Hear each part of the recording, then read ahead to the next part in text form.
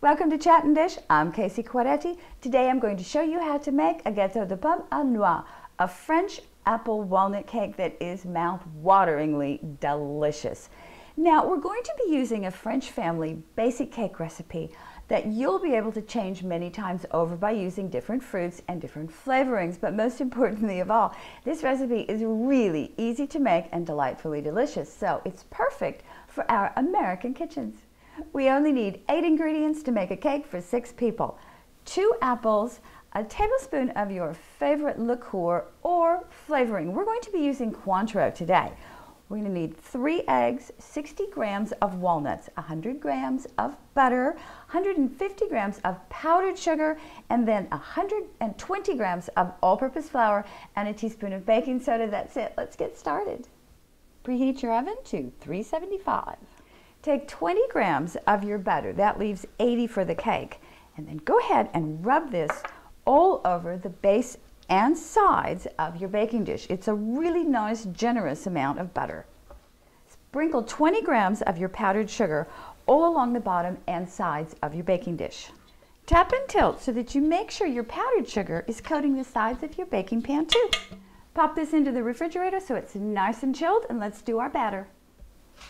We need to peel, seed, and chop our apples. I like to do this by cutting the top and bottom off the apple. Just toss that aside. And then what you're going to do is just take your knife and slice around until your apple is peeled. This is the Gordon Ramsay way of doing it. Cut straight down just outside of the core. Turn it around and make another cut straight down just outside the core. And then again outside the core and just outside the core. Toss the inside away and you are ready to make perfectly even apple slices. But today we don't need to do that. We're going to actually just go ahead and chop this up. Just chop your apple. You want small pieces. Toss your apples with your liqueur and then set them aside. Separate your eggs, mix the yolks and the sugar together until they're kind of a light buttery color.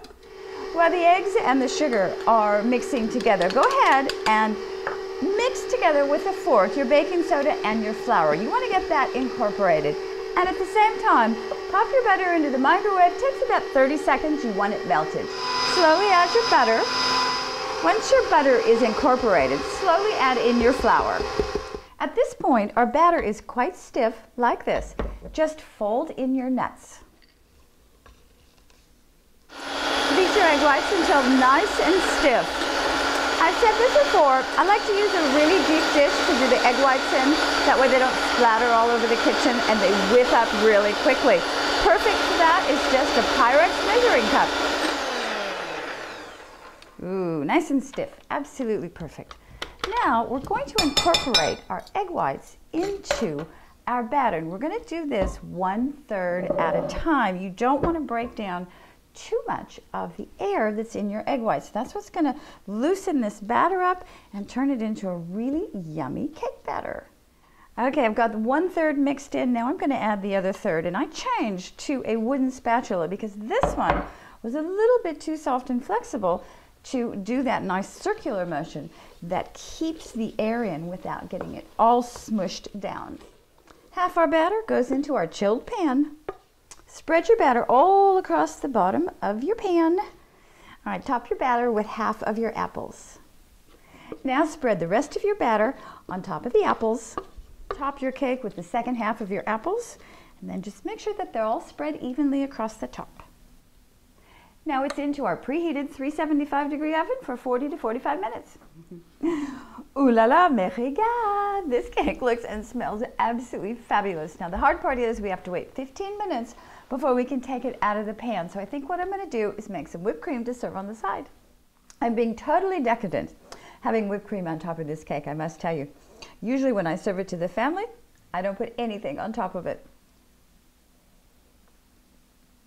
Oh, this is phenomenal. As always, thank you for visiting. I hope you enjoyed learning how to make French apple walnut cake, and I especially do hope that you try it. Let me know how your family likes it. Until next time, I'm gonna miss you. Cheers.